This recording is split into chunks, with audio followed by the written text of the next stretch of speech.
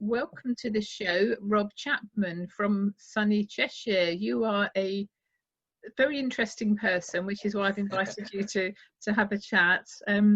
I see from your website, robchapman.co.uk, that you've done so many different things and you've kind of reinvented yourself many times.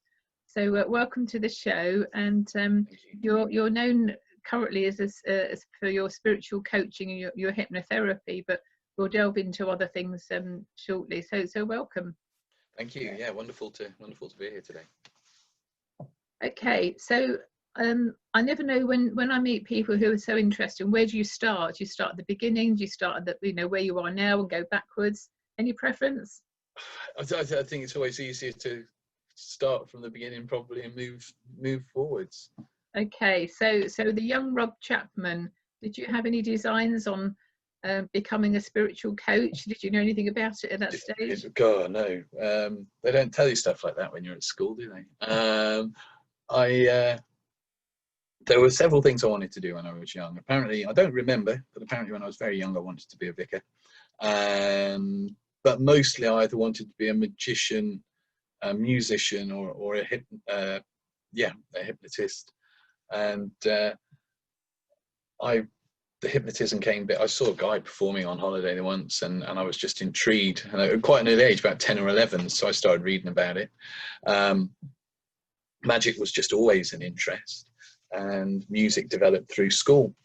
And I mean, so far, the other thing I wanted to do was be a stuntman.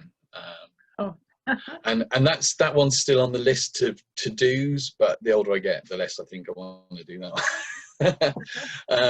So I got into music. I did music for a while. I spent 5 years training to be a counsellor and therapist. I've got into care work and discovered the world of counselling through that. And at the end of 5 years of looking at myself through counselling, I became a magician, because that's what I really always wanted to do. So I started going out and performing, and did that. Well, I still do bits of that, obviously not so much this year, but for getting on for 20 years, I've done that. But then along the way, there's been my own spiritual journey, which led me kind of along pagan paths and towards druidry. But then that really opened up my world to, how would you describe it? It dropped the barriers. It stopped me going, I'm this, I'm that. And it allowed me to draw on wisdom and truth wherever I found it, whichever tradition, wherever I found that insight or that next step. And that led to running workshops and retreats all over in the UK and then across into Europe. Somewhere along there, I also ended up running a pub by accident, which is, I've always believed that if the universe offers you an opportunity, especially if it's something you've maybe toyed with in the past, then you should just jump on it. If you can do that thing, just do it. So when somebody turned around and said, do you want to run a pub? I said yes, having had no experience. But within the first 3 months, sales and everything went out the roof, and I was putting on entertainment and looking after people. I mean, that's the key part of that. It was looking after people.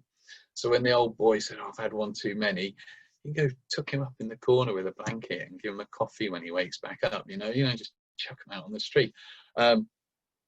So it was very much about, yes, having a good time, but taking care of everybody that came in there. So and then as I've got older, I was getting closer to 40 and just, God, it's just flying through all sorts. Getting closer to 40, and I remember one February, very cold day, traveling about 5 hours to do a 30-minute performance and then drive back. And though, the money made it worthwhile, otherwise you wouldn't do that kind of distance. But it's just part of me just went, I don't feel this is where I want to be. And I went and had some mentoring with one of the country's top hypnotists, and he also kind of did a whole coaching thing with me, which he kind of said, oh, you enjoy performing, but you're not a performer, which was kind of a real battle to get my head around. And every now and again I still question, but I begin to think he's more right. He said I was kind of would be happier if I was teaching and helping people transform their lives. And he wasn't wrong on that one. It's a wonderful thing to do. So that's led, and I looked at kind of business coaching, but I'm not a business minded person, and I know with coaching you don't necessarily have to be, but I always think if you're doing something, you should be doing something that inspires you. And sitting with people, or at the moment being in this situation online with people, and stepping into their worlds for a while, helping them see their blocks, see the things that hold them back. Sometimes people already know those things, but just being able to help people go beyond where they thought possible, be able to reach and achieve and just find peace and happiness in their lives is just a wonderful, wonderful. I love it. Marvelous. Well, if you don't mind me saying, I think you've also missed a vocation of being a model. You've got a beautiful smile and perfect teeth. Bless you. Thank you. So your magician days, you've mentioned that you still do magical stuff. What kind of magic do you do? I do predominantly, it's been close-up magic, walk around. I focused on weddings and festivals mostly because people are already there to have a good time, and it certainly with festivals gave me a freedom to express. I kind of likes the use of storytelling within what I do, and I also like to share, hopefully not in a cheesy way, because it can be done cheesy, but stuff that's a little bit more kind of entertaining as well as educational, and sharing concepts of spirituality and ideas, and just coming at performance from a more kind of magical, mystical way, because there are so many performance magicians, and I always find this the most baffling thing. Their art form is magic, and yet so many do not believe in magic. And it's like a painter painting a landscape but saying that the landscape's really not there, it doesn't exist, and I don't get it. I just don't get it. And for me, magic has always been a part of my life, and the definition of that's evolved. You know, when you're young, you imagine it's kind of making things disappear, making money or whatever, and then as it's evolved, magic to me has, the definition of that has become that moment when people change, that moment when an individual steps into a space, and through all their vulnerability, for all their beautiful humanness, something changes, and something they thought wasn't possible becomes possible, or something they thought was just them and they were going to carry it for all their lives suddenly falls away, and you see just, yeah, it's a beautiful moment. I can't, it is magical, isn't it? Yeah, and that's, again, that's one of the things. I mean, when I had my mentoring with John, and he said, doing tricks is great, and you lift people up and you make them feel good for a little while, but how much better if you could make those changes last for a lifetime? And it's like, so yeah, and that for me is magic. And so I did close-up magic. I did some mind reading, some theme stuff. I actually did some seance kind of nights as well for a while, but they were very intense, and I started not liking how I felt at the end of it. I mean, there was no trickery in those. It was exploring aspects of the old Victorian seance room and giving people the spiritual explanation of what we think is happening, along with the more kind of psychological, biological explanations, and letting people decide for themselves whether they felt it was spirits, whether they felt it was ideomotor movement, whether they were secretly pushing things or whatever. And although it was a weird one, because the evening is like a 4-hour show, and the content fascinated me, but sharing it, performing it didn't do it for me. It started to feel not right, so I stopped doing those. You've touched on a very important aspect of what drives people, and it's the passion. If you believe in what you're doing, then you're going to ooze energy and excitement and belief and all the rest of it, but so many Completely. people, they just go through the motions, and Yeah. you know, their faces just kind of plain, there's no animation, there's no life in them. And what you're saying about being a business coach, I've met so many coaches who claim to be business coaches and they've never run a freaking business. I mean, Yeah. Completely. how, Yeah. you know, even bank managers that dare to tell you how to run your business. Oh, well, what business have you run then, sunshine? You know. Yeah. So Completely. believing in what you do is just so important, and clearly you do, and you've been true to yourself as well. Yeah, I mean, I kind of sometimes I look at life like this year, obviously when we went into lockdown and everything gets transformed and changed. And I love those moments. I mean, there's always that moment of absolute run around. What's the hell am I going to do? But once those moments pass, I love the excitement of that new change, that new challenge. And I think if you haven't got that passion, not only, I mean, if you've got that passion when you talk about what you do, when you do what you do, it's always going to come over in that energy. It is infectious. But also that passion is what's going to get you through those dark times. Because if you're just doing it because it was something to do, you hit those difficult times and you're probably not going to see it through. Whereas if you've got that passion underneath, I think back to when me and my ex-wife separated, we left the house. A day later, I was performing at a festival and having to be the life and soul of the party for 3 days. And driving down, I remember that I haven't got a clue how I was going to do this, but that love and passion for what I did took over, and it was almost like I was watching myself do that thing in that time. But if I hadn't got that love and passion for connecting with people, for sharing those experiences with people, I would have probably even just cancelled that. Because without that passion and that love of what you do, and a certain amount of stubbornness, you just got to keep doing. Okay. Tell us about your musician days. What instrument, what singing we had? I got into I was at school, a friend of mine, Kev, drummer, and he introduced me to heavy metal, and I loved it, and got into some very seriously heavy kind of death metal stuff, and it kind of steered my kind of spiritual explorings for a while. And I played in a band. We were doing reasonably well, and then when that all went pear-shaped, I kind of put me off groups for a while and bands, because I tried doing other stuff, but it was getting the level of commitment out of people, and you know, it was literally around about my 18th birthday, and I'd split up with my first ever, I say, long-term girlfriend. We'd got together when I was 15, just 15, 16. So it'd been probably only been 18 months, 2 years, but it felt like an eternity at the time. And I was moping around, and my folks said, "Oh, look, we've had enough of this. You're coming with us." And they took me down to a folk club, and it was a singers' night. And up until then, if it wasn't really heavy, screaming guitars played at 11, I wasn't interested.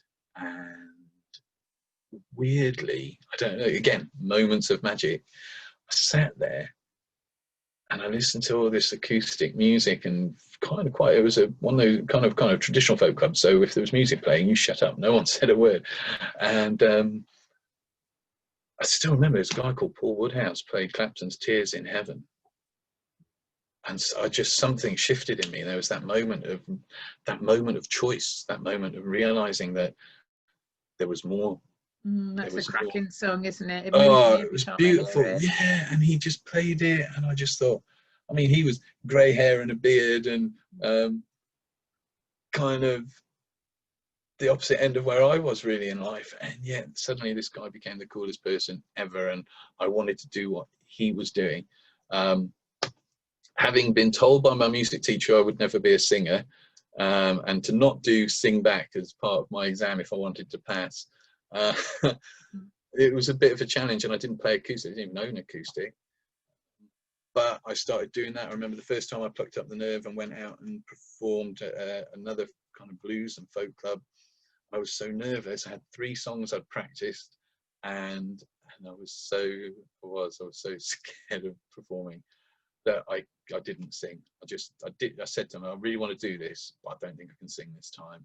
And the main beautiful thing with folk clubs, they're so supportive. And so I sat there, and I still to this day sat and played 3 songs, just the instrumental, and that was it. I was hooked on that, and so I did that. And when I was training to do my counselling, part of that obviously is you have placement, and you have to go and do kind of work experience, whatever you want to call it. And I wanted to find a way that opened up enough time to do as much of that as possible.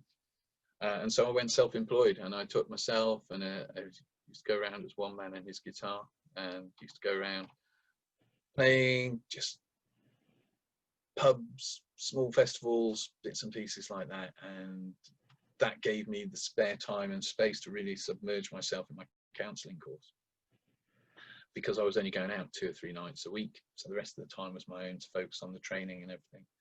And that was good. But in 4 years, it killed my love of music, and I didn't really play a guitar for another 7 years.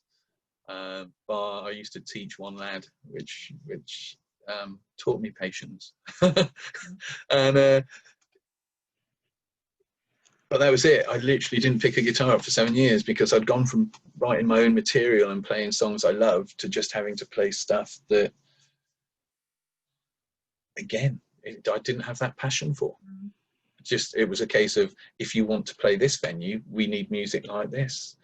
And that's one thing when we look at our passions and the things we want to do, we have to be careful about, is just because we love it doesn't mean we're going to love doing it for the rest of our lives or getting money for it.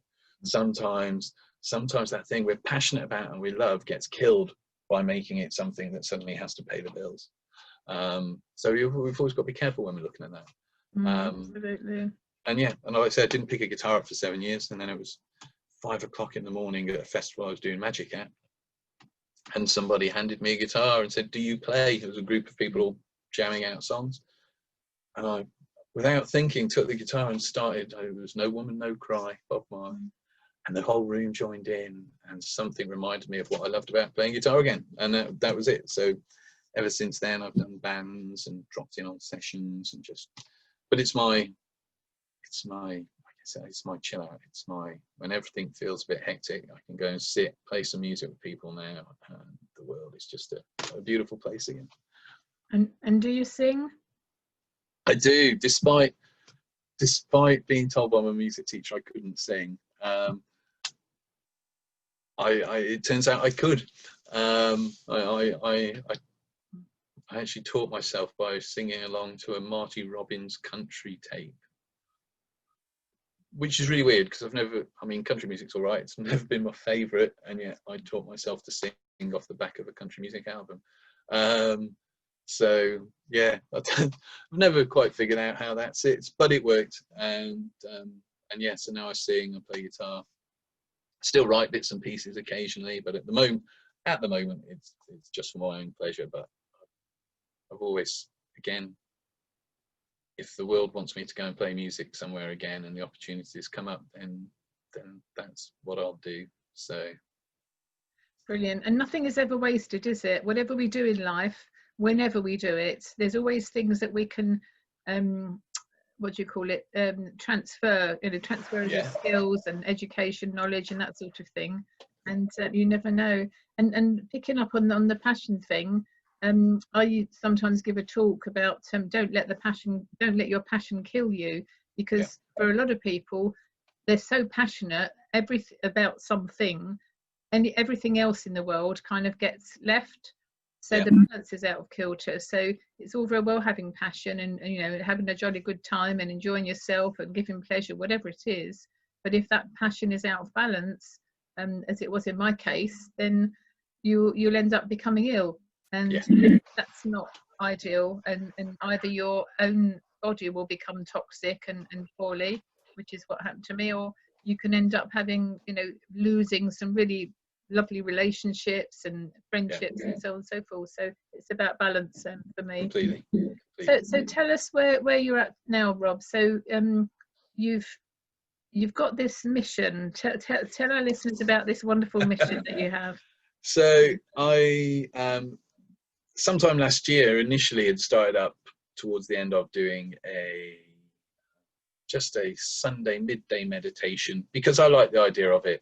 And so I started doing that, just recording, usually pre-recording, sometimes live, putting it out just on a Sunday. And when we went into lockdown, I was very fortunate to get invited into a really creative, supported group of hypnotists, coaches, different people. And I can only put it down to that being part of that group and that process. But as we went into lockdown, after the initial couple of days wobble of now what, how's this going to work, I woke up one morning and decided that I'm going to teach 1 million people to meditate for free. Which even now when I say it, I hesitate as I say it, because it sounds like a mad and crazy thing. But I mean, meditation's been, I mean, I'll be the first to say, I have not meditated every day of my life since I first discovered meditation, but it has always been a part of my life. It's always been there. And it's always a practice I've returned back to. And I just wanted to share that. The 1 million people just seemed like a good number. In fact, I think when I first went out, it was 1,000, and then there was just that voice, well, you know, yeah, 1,000 ain't big, so 1 million. And it started off, I didn't know if people would be interested, how it would take, because through hypnosis and through other things I've done, I've learned some really good ways and techniques to get past the initial obstacles that usually put people off doing meditation. Just ways of reframing things like visualization, ways of dealing with the I can'ts, or I struggle with this, I struggle with that. And I just wanted to share them, and I liked the idea of reaching out to 1 million people. I also thought, depending on how the world goes, for some people being isolated, and then there's a few of the people who are still with it, who have been there from the start, and they fall into the vulnerable category, so they're still a bit. I think one of them today posted that they've actually been out for the first time since the beginning of the lockdown. And so to some people, it's become that social hub. And I did a week when I first started, every night, going through the fundamentals. People were coming going, oh, I can't meditate, I have thoughts. And by the next session, they're like, that doesn't matter, does it? And it's like, no, it doesn't. And just breaking down, because I think, I was watching a documentary last night about the history of Christianity, and the one thing that comes apparent from that, and most other things, is as human beings, my word, we love to complicate things. We love to make it really difficult, because then you can have experts, and then you can have this, that, and the other, and meditation doesn't have to be that difficult. It isn't that difficult, you know. So I decided I was going to teach 1 million people to meditate. So I've set up, there's a Facebook group, and 3 times a week now, there's 2 sessions during the week, on a Tuesday and a Thursday. There's the Sunday midday session, I kept that one going. And sometimes they're just meditations that people can plug into. Other times there'll be a bit of teaching now. And all the backlog of what we're on, session, can't remember what session we're on, but there's got to be getting on for about 70-80 hours worth of meditations and lessons and stuff in there already. And sometimes, like we did an aside, I'll do other things. So if there's a few people who are all kind of struggling, feeling a bit low, and so I did an extra session, which was kind of a blend of hypnosis and meditation, for helping just give people a positivity boost. As well as all there's the live stuff. There's obviously, you can listen to the stuff over and over again, but also for anyone that's in that group, and this could get trickier as it grows, for anybody that's in that group, I am more than willing, if they're stuck, to give like 10-15 minutes, just sit and chat about what that is. And if I can help them sort that block out in that 10-15 minutes, then that's fine. If not, I'll create, you know, it gives me an idea for a future session as well. So the idea is, and now the group, everyone's started mutually supporting each other, encouraging each other. We've even got, there's this weird thing that happens. And if you go back through the videos, you'll notice it. But people who do it with their dogs in their room, their dogs also seem to just get blissed out. And Oh, that's I don't know. sweet. There was one the other day, and I was watching the clip of it again, and there's this lovely, I think it's a staffy called Dewey, and his owner just showed him on the camera. He's just like this, just out cold. So yeah, so it's a crazy mad mission, and I don't know how it happens yet, but I'm just riding the wave of making it happen. I've had some great support. There's a new app out called the Omnipresence, and that's amazing. That it's like it's a portal to everything spiritual on the internet. It's amazing. And Chris has put I Meditate on there. I've got Facebook, I've got YouTube, and I'm just spreading it out, and people keep coming in, and yeah, it's amazing. So do you do this via Zoom? Yeah, we do it all via Zoom. I mean, I try and make sure there's at least one live session a week, although some weeks, like last week, I was helping my brother move. So there was just too much going on, so I pre-record. And if I go out anywhere interesting, like during the last month or so, I've been out to some beautiful locations where there's been like holy wells and just up on the tops of mountains. And so I've got my phone, so I pre-record it and show people around where I've been, because especially during the lockdown, people not being able to get out. I just figure that makes it more interesting as well. So, fabulous. yeah. So where can people find all this, Rob?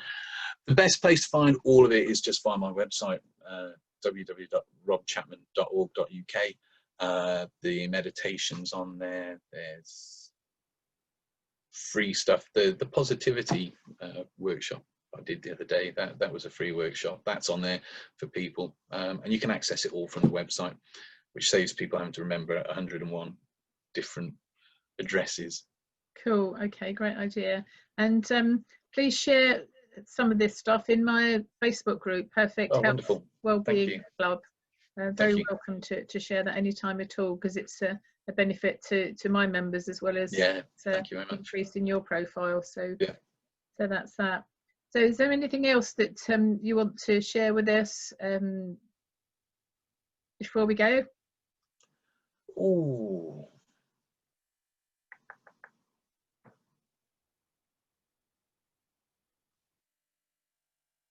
Do you know what? What are your top tips? My top tips. My top tips is it's never going to be as bad as you imagine it is. You know, it's we often spend a lot of time imagining how bad things are, or imagining that we cannot do things.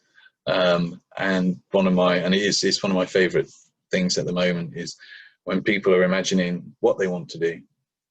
It's just imagine that thing. Picture yourself doing that thing you want to do. Really see yourself, be there, hear it, see it, feel it. And then rather than imagining all the things that cannot get in the way, just imagine that thing is going to happen, and there's nothing you can do to stop it. And at the moment, I find that I drop that in with people, and when I'm talking or working with people, and they have little light bulb moments where they just go, I can do this thing. So if there's something you want to do, something you want to achieve, do it. Because do you know what? I kind of you have moments, I think, certainly my life has not been, as I get older, I look back and go, yeah, most of the people I went to school with left school, got a job, stayed in that job, or changed jobs, and that's it. And I've not done that. I've been very lucky in as much as, or stubborn in as much as I've pretty well done what I want to do. But I think if there is something you want to do, you've just got to go for it. Make it happen. Picture yourself doing it. See yourself doing it. See what's going on around it. See that life you want to live, and start doing bits of that now. Start taking, if your ideal day involves you getting up every morning and doing some meditation, you might not be able to be doing the job you want to do yet, but you can get up every morning and do that meditation.